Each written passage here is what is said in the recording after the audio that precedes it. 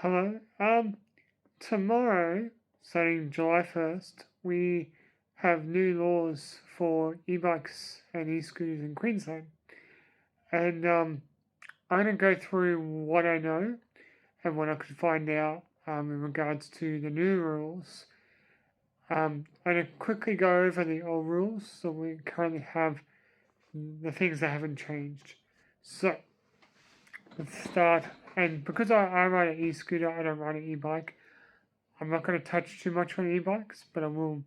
The ones I can remember, I will go over. So the first change that starts tomorrow is now we can ride on roads, including on-road bike lanes. We can ride on those roads at the speed limit for other vehicles is 60 kilometers per hour. We are still limited to 25 in our devices at a maximum, but we can ride on more roads and including the on-road bike lanes, which I think is probably the smartest thing the Queensland government has done under this new legislation. I hated travelling on footpaths and shared paths. It was just felt so dangerous.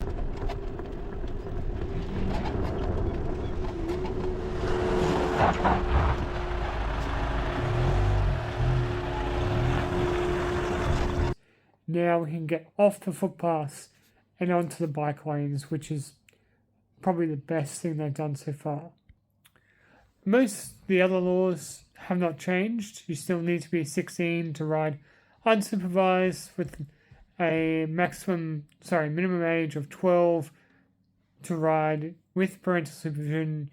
Cannot ride an e-scooter if you're under 12 except on private property. Now, from the 31st of August, there are a few new ones.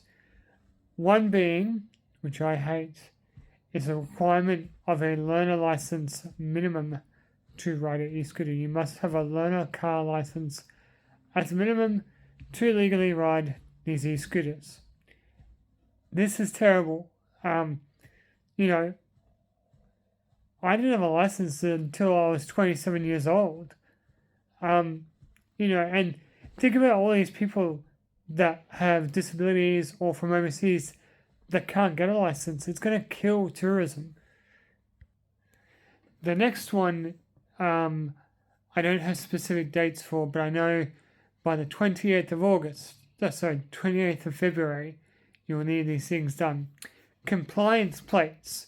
Now, I couldn't find information about e-scooters if they need compliance plates, but all e-bikes will. They will need to have a compliance plate. Now, in August, they have said that you'll be able to contact the Department of Main Roads to get a compliance plate if you don't already have one.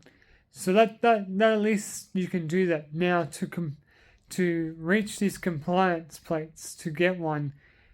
There are some very strict rules. The motor for e-bikes must be 250 watts or less. The bike must not be able to go over 24 km per hour. Whether or not it's software limited or not, it must never be able to be modified to do over that speed. It cannot be or get the compliance plate if it's capable of ever going over that speed or the motor is more than 250 watts. That's shit, because you can get e-scooter. My current e-scooter is 500 watts, but there's no power requirements for that. The speed must be locked to 25, and it is. And I don't know of any way I could unlock mine. I don't think you can unlock mine. It's must be hardwired in. Can't be changed. There are plenty of scooters I have owned that when you flick of the switch, you would do 50 kilometers an hour. All those ones will be illegal. And this next one, no one's talking about it, and it really caught me by surprise. The size requirements have changed. It used to be a maximum length of 1.25 meters, a maximum height of 1.3, something like that, a maximum width of 700. Now, they've gone very specific. It's a wheelbase. They say the wheelbase must not be more than 1,100 millimeters. I've measured mine. Here it is.